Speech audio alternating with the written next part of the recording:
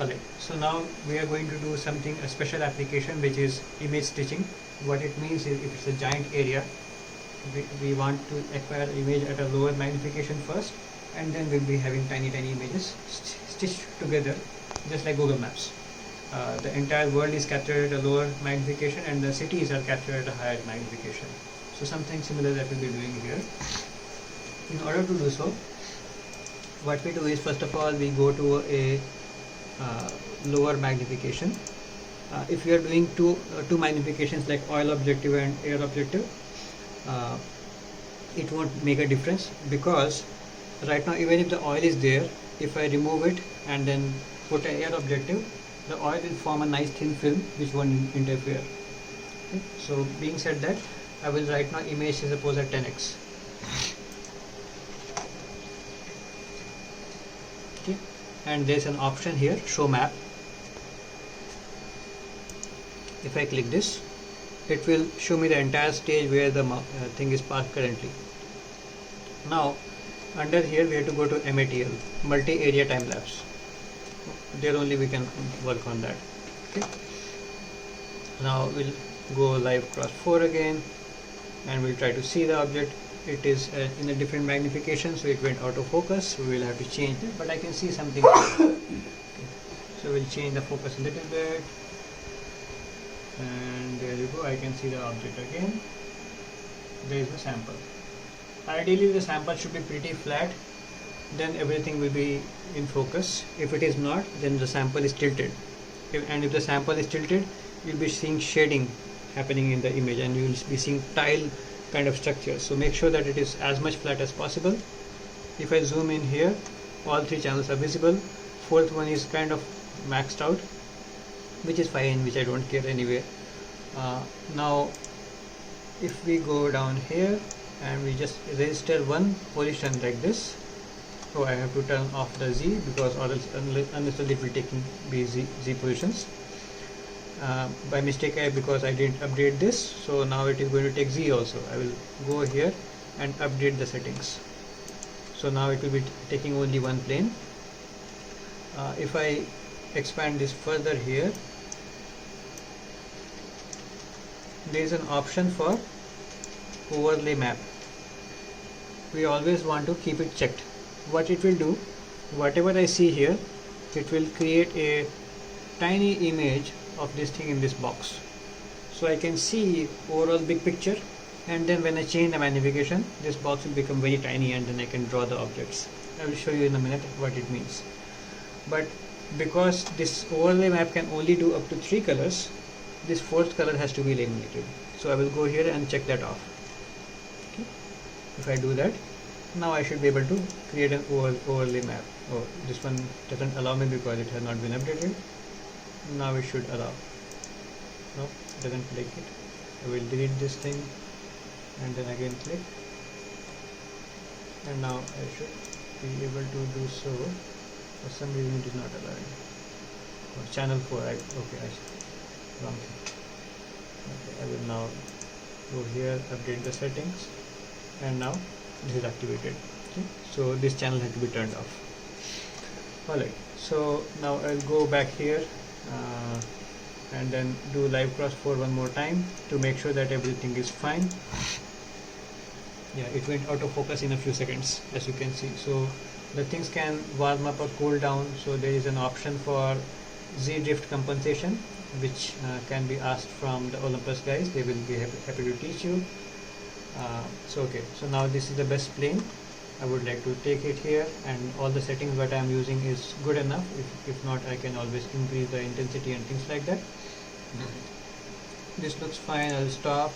I'll click this guy and update the settings. Okay. Now if I acquire an image, it will go to 10x and capture one image and be done. Okay, and that will show up here. As you see here, this is the same thing here. Now say suppose I like this area and I want to image here. I will then go here, 100x. Ideally the focus should not have changed, but let's see. But reality is different from the ideal world, so things do change. Okay, there is my focus. So suppose I like this focus, and then if I draw an area, you will see the box size is so small. So this is 100x, this is 10x, this is 100x. I would like to have many of these boxes like this attached together to form this image. Okay. So what I will do, I will use this guy and draw an arbitrary shape whichever I want. Okay. Okay. So now I have an image like this. So it will go place by place and capture all the images to create that thing. Alright. Now I will for now delete this guy. I don't need this. Okay. So 32 images will be taken. Now if I do live cross 4 again one more time, I will go to all the location one by one, each corner, to make sure that there is no over saturation or it is not out of focus. Okay. Go here, everything looks fine. Same way here. Okay, so looks like everywhere it is pretty flat and looks good. Now I will stop live. I will delete this guy also, and then I will just make sure that and if you want to take a Z stack, you can always go live cross 4 and then do the same thing whatever we did with the Z on, and then go to top and bottom planes for one position, and then it will just scale up all across the positions, and then make sure to update this point by using this button. As soon as you do that, what it will do, it will go to this point, take all the Z planes, move to the next point, take all the Z planes, and keep doing that until 32 multiplied by 37 that many images are captured together, and then at the end we can stitch all of them together. For the sake of time, I will be doing only one plane with all the things. Okay, I will just go ahead and do a equation. So now if I go here, you see it acquired here. Now it will move to other location, or here it went here, and it will move here, and then here, like this, one by one. In a raster scan way, it will capture all the images, and it will take about 3 seconds multiplied by 32, which is roughly over a minute and a half. And once all of those images are acquired, it will automatically be saved to the folder, the destination folder I chose.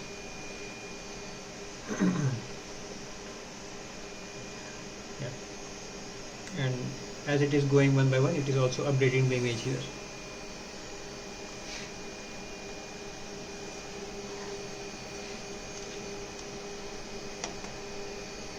And if I go here, if I want to stitch the image, just have to select this guy and click this guy. It will then open another window where I can do the image stitching. While it is acquiring, I'm waiting. Right now it is inactive. Okay, so it will take some time. But literally you can draw any shape, any place, no problem. Okay, any questions with regards to this? So basically you scan the whole thing for 10x, and then you select the area you want amplify, and then change to 100x, and then and if you are not sure about the area, you can have different options of making a grid or just one big area image or whatever. So these are pretty self-explanatory. As you start doing it, you will see it. So does the let's say the software keep a record or registry for the size? Yes. So let's say 10x have big image. Yeah. Select multiple size, and they have following high, high resolution, high definition thing. So you see here, pixels to microns. All the conversion factors are here. So it has all the scales, coordinates, everything. In fact, you can, whatever map that I created just now, I can save that, and if I don't move the sample here and there, and if it is fixed on the stage properly, I can actually go to the same position after a few days. Yeah, I mean, I'm more concerning on the imaging side. So I open the image, So how could I know the image I'm opening is from where? From where, as in like which part of the tissue? Which side of the low definition image? Yeah, so that's why this map, Yeah. it saves that also. Okay. Okay. So now that my Do you need a number or name or each of the yeah, so it will be like image cycle. Go here and then users and then VHP. So today's thing is this guy, kidney cycle. These are the So individual that's all the individual side. individual images plus all the maps. Okay. Okay. Yeah. So all of this is acquired. Now I go to kidney cycle, and if I click this guy, ideally it should, if it is a smaller size image, like just a few images, then it will create a preview and then you can execute. But it says that it is too big of an area, so I will just execute. Okay, and you can change these options depending upon how beautiful the images look like. Okay. This is basically smoothing and matching and trying to create overlaps. And these are pretty self-explanatory things. And right now it is stitching for all three colors simultaneously. So you stitch them together. Basically, you just easily you pull out, you see it like equivalent to look at a single side. Yeah. So now you see this. Go to viewer mode and collapse some of these things. Yeah. So you see, this is a giant image stitched together, and this is like 3K by 3.5K pixels.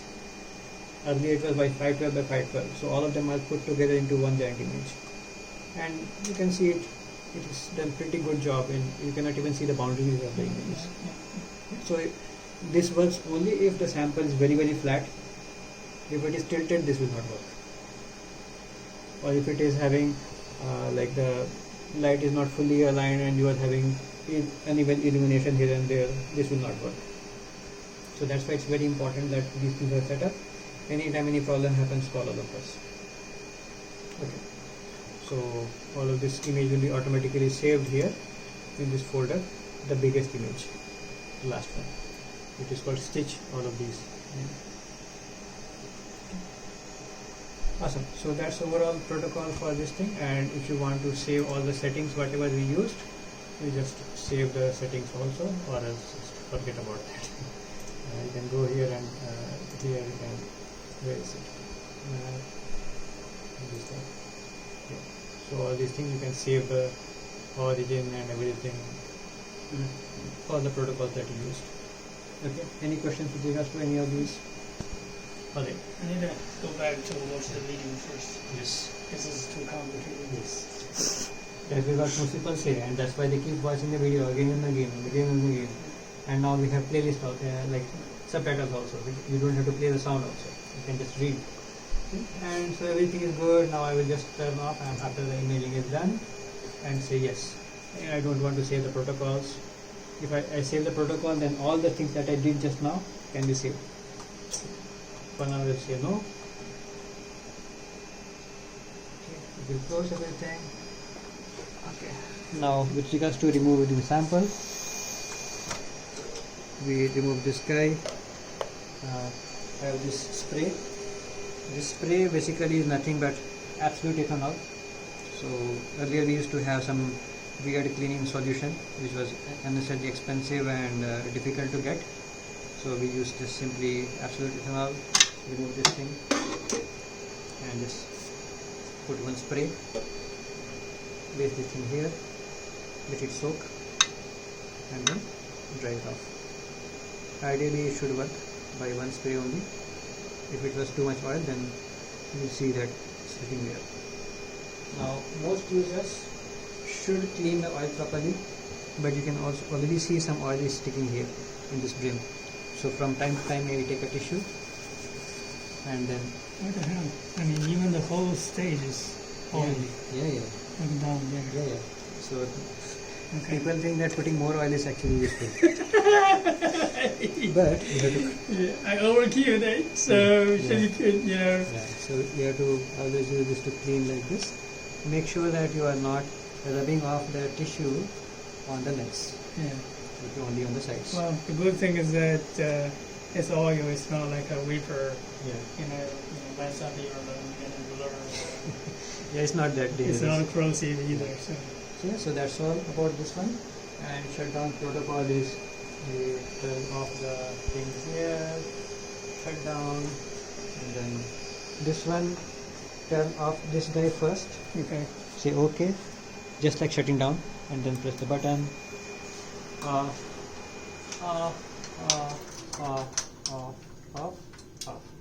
You should not hear any more fan noise except for this guy, because it will take maybe 3 minutes or so to cool down. Okay. Once everything is done, then we just bring it back and we cover this thing like this. That's all, folks.